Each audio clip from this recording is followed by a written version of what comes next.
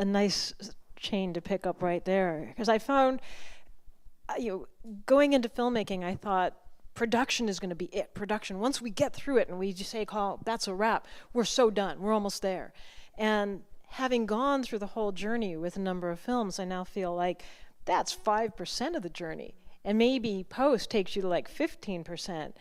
But actually getting the movie out into the world and traveling with it and giving it a sustainable life, that's the real journey. And so I want to ask about that. How do you honor the work of everybody who's been involved with the project by keeping it alive and by getting it out to the broadest possible audience? Well, this isn't the first feature-length film I'm making, that Mo and I are making here is the first feature-length documentary I've ever done. But I've done a series of shorts, and I've done, short singles.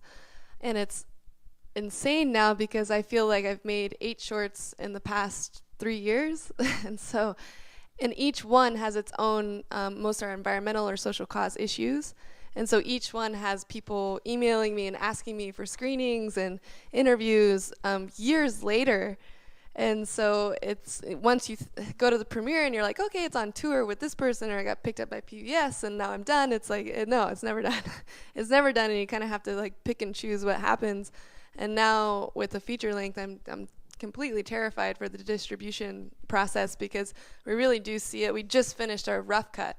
And I kind of saw it as like base camp 1, and like the crux is now going to be like getting it to lock picture to 90 minutes, and then we'll have our premiere, and that's like the top of the mountain, and then the real hard work and the very unsexy part is getting all the way back down, which is distribution, and it's just as much work, if not more dangerous and more harder or more difficult. But yeah, keeping up with I forget your question now. It like went into my mountain. Yeah, keep giving it life. So yeah, I have not seen an ending. The first film I made was like 4 or 5 years ago, and I haven't seen an ending with that film. So I don't know when the life ends. I kind of want it to end, actually.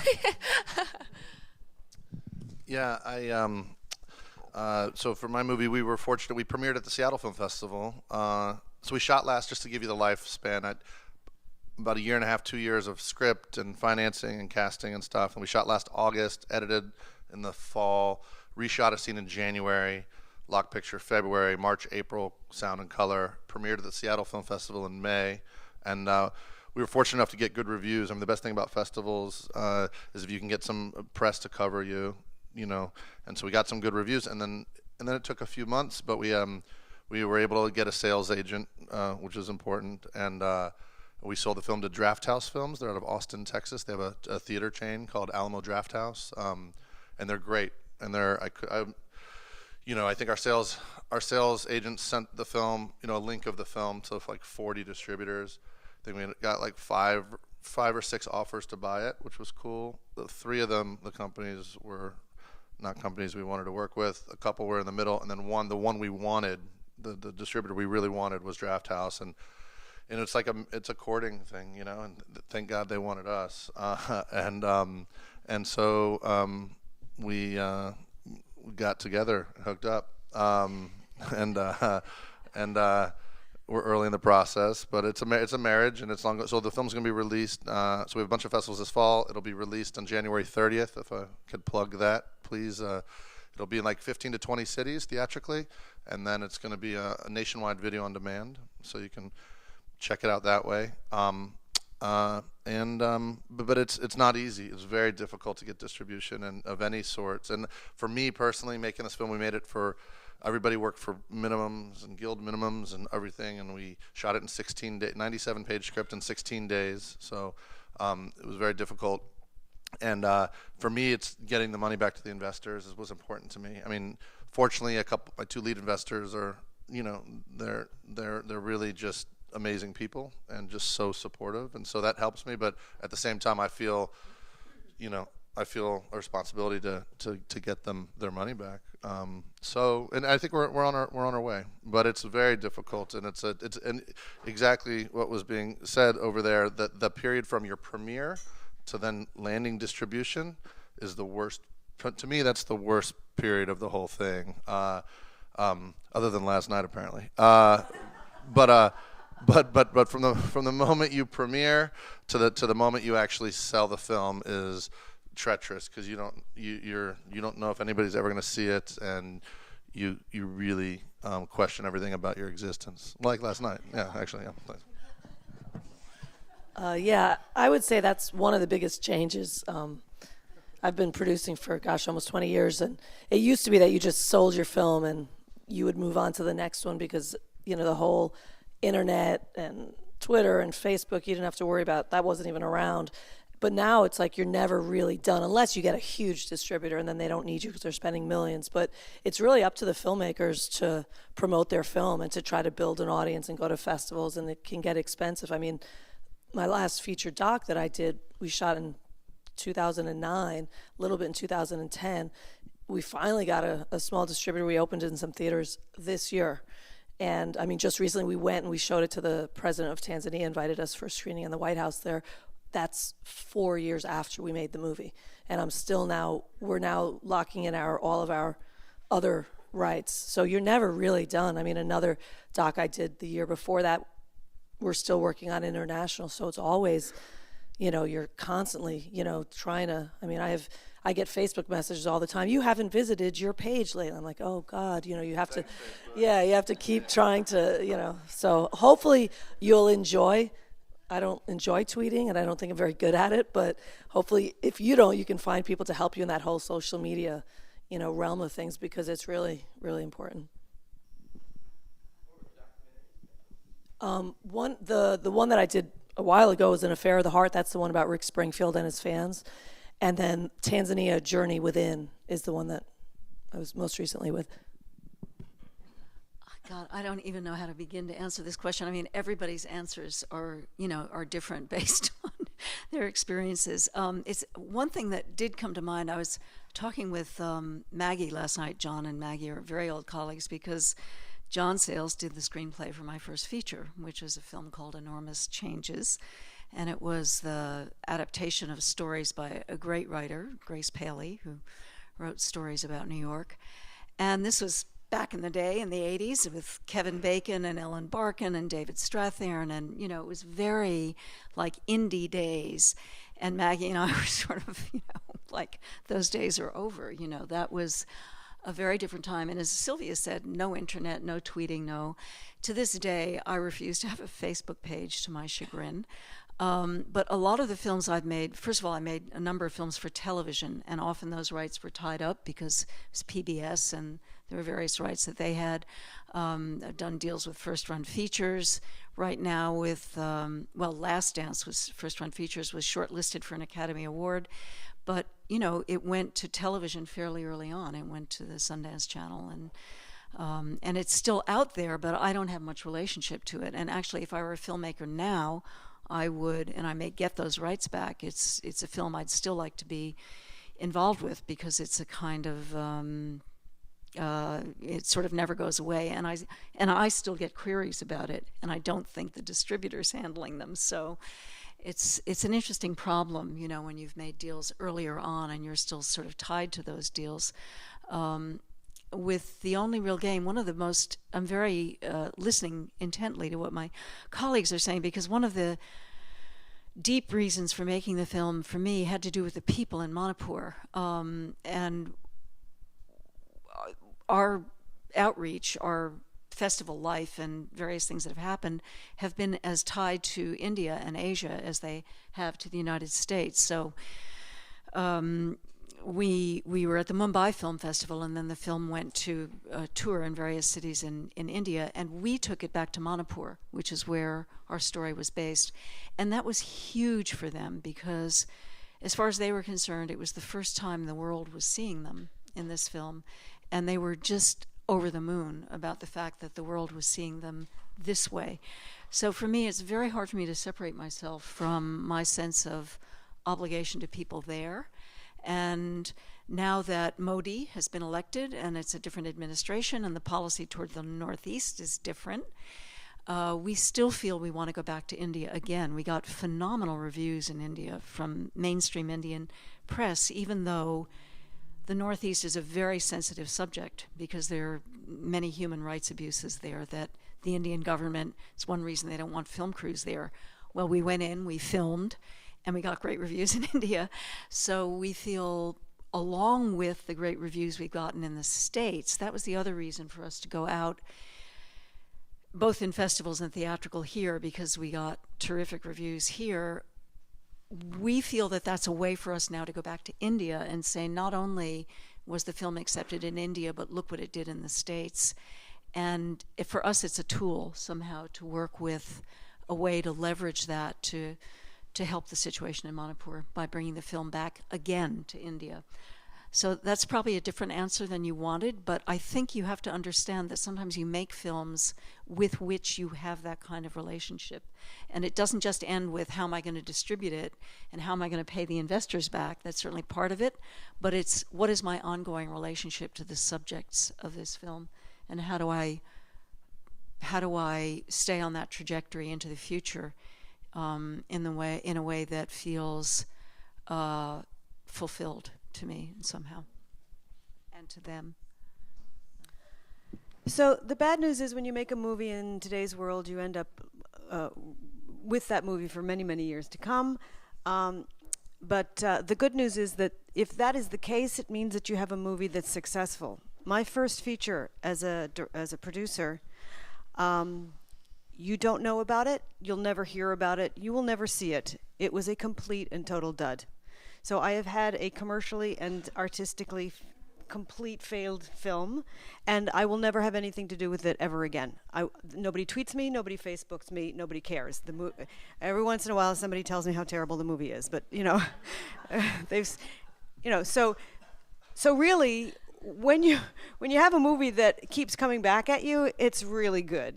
That's great. That's a hit. And it took me a long time to wrap my head around it, because I'm kind of like one of these people that, okay, you build it, you sell it, it's, but, and now it's like, no, like you said, they're like children and they never go away. They grow out of diapers perhaps, and they go on from college to have their own children. But so it took me a long time to really wrap my head around that. I was very resistant to that idea. But now that it's happening with this film, now that I had the failure where nobody cares, I'm like, okay, bring it on. Let's go. Let's do it. But distribution is really a creative process at this point. I mean, I think this is the thing about distribution, is that it has become, for independent filmmakers, it is a creative process. It's part of the creative process. It should be funded ahead of time. You should be thinking about distribution from the beginning of your process. It should be embedded in everything that you do. You should have somebody on your set who's thinking about nothing more than how do we reach our audience. I know I'm sounding redundant again, but it needs to be part of the creative process.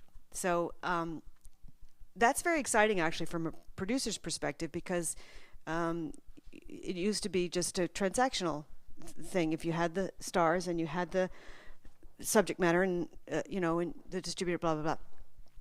The flip side of that, the creativity is awesome, but the flip side of that is, like, for example, our film is a female-centric film, written and directed and produced by women of a certain age. Like, we're not 20 anymore. So our experience in that 6 months of distribution hell trying to find a distributor was, we didn't go to 40 distributors. We went to 140 distributors. One distributor took VOD and DVD rights. One distributor was interested in our film. In the meantime, while that was happening to us, we're going to festivals, and every single screening, I have people coming. This bracelet was given to me by somebody who saw my film, who went out that very day and went and bought 2 bracelets with hearts on them to give to me and the director, because our movie had moved her heart so much. Okay, so I know I have a movie where there's an audience, and not only an audience of women, but the husbands love the film too. Like, the husbands come up to me with little tears in their eyes, and I can't believe you told my story, and you just get me, and nobody ever gets me in the movies. I'm not a superhero, I'm just a man, and I'm trying the best I can. And so it's super, super frustrating, because I have clear evidence that there's an audience for this film, but nobody in the distribution field wants to put any money into my film. And I don't know, I still don't understand why. So our unavoidable conclusion was, well, then we will do our own theatrical release. So the lead actor said, and I'm going to mortgage my house. And I was thinking, oh God, no, you're not going to do that. We're not going to. So we all, so we're pooling our funds and we're doing our own four-walling of theaters. And there's an ego thing about that, like, oh gosh, I have to four-wall my theaters. It's not really a real theatrical release because I'm renting the theater. And then I was like, no, you know what? That is a real theatrical release, and I'm doing it. So, but then the flip side of that is all of the theaters, like the Seattle theater, they're charging me top dollar. I know my friend got in for $3,500. They want $5 from me, and they'll only give me one screening a day. And I'm like, what is going on here? And I don't want to politicize this as a feminist, but guys, I have to say that I think there's a whole, I think the distribution, I know that the business end of this business is populated by men, financed by men, and there's a glass cage in which I, as a female producer, operate in the fictional feature film world. And the only way that that's actually ever going to change is if I, in fact, create the channel from my type of movie to my type of audience and make that such a strong path with other films and of like ilk that there's clearly money. And then when there's clearly money, then that'll sort of start to open up a little bit. But it's a big challenge. And when I started in this business a long time ago, women to be in the business had to wear combat boots and be, dykey as possible and sleep with, the star if he was Warren Beatty, in order to get the job. And those things have changed. Like I can now wear, I can be pretty, but there's still a lot of, it can be tough. It can be tough. But challenges are good, right?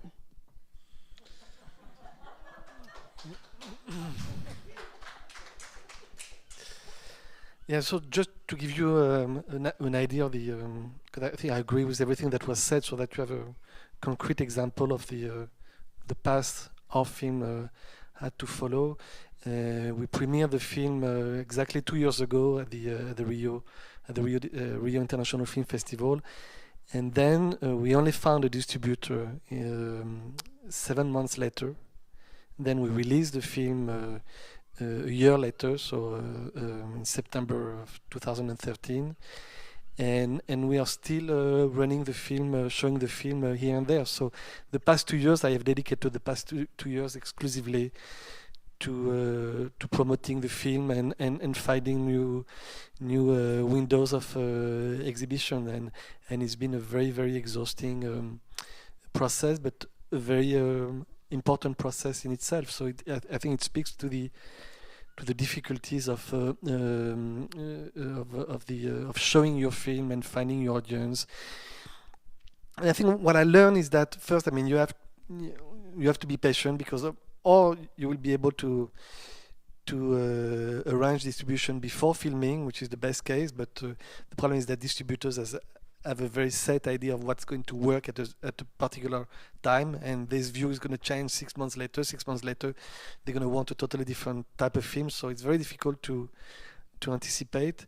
And the other thing which I learned is that I think you have to go after different types of windows of distribution. I think today just counting on movie theaters is not going to work. And I think the festival themselves are windows of exhibition by themselves. And what you said about not understanding why the audience reacts so well and distributors do not want your film is that I think the public at the festivals are very different than the movie theaters public. I think it's there are people who like film, there are people who see a great variety of films, and you cannot judge the reception of your film from the festivals.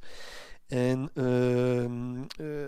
I remember that after the Rio International, and even the critics and the reviews which you touched base upon, is that there is an important critic in Brazil, and he didn't see our film, even though it premiered in Rio, and we had expectation that he would go see the film, and it was important that he makes a review about it. He didn't write anything, so I thought, well, he didn't like the film, and he doesn't want to write bad about it because it's a first feature film or whatever. And then 6 months later, we went to another important festival in Brazil, and then he saw the film, and then he had the honesty to say at the during the press conference after that he didn't want to see the film the first time around because this is it was a Brazilian film made by a French director based on a German short story. So he thought that it was like an impossible soup, and that he was not going to like the film. So he was totally prejudiced against the film before seeing the film. So even important critics, people who have all this depth of experience, sometimes they just put those stumbling blocks along the way. So you have to go over them. And so I think there are things that I will do differently today, but one thing I will not do differently is the problem as well is that things keep changing. Facebook was an incredible tool 6 months ago. I'm not sure today. I think today there are so many films and so many things that you have to pay for everything on top of it, and people don't pay that much attention anymore. So you don't get the same return. So things keep changing. So you have to adapt yourself, and I think you have to realize that today we recently sold the film to HBO, and you have to target different windows like that and go one after the other, and hopefully it's going to work, and not have too many expectations on one particular window. And I think it's festivals. Brazil works very much like the US. We have very few art movie theaters. Most of them are shopping malls, movie theaters, and we have many festivals as well. So it's not like in France where they have like 2,000 art movie theaters, and even though it's changing quite rapidly as well. So you just have to pay attention to what the market is and adapt yourself and try to go to all these windows, whether it's Netflix or iTunes and the festivals. And it's now at this stage of the film, 2 years later, we have made a decision to go to the smaller town festivals like Port Townsend, because we know that the film is never going to come here, and we want the people from the smaller town to see the film as well. So it's expensive because it's in time and in money. But if you really want to show the work, and in our case, we don't have investors' money because it's all funded by the government, and we are very lucky about that. But I think whether you have to reward the work of the people or reward your investors, it's the same problematic, and you have to find a way to show it to as many people as you can.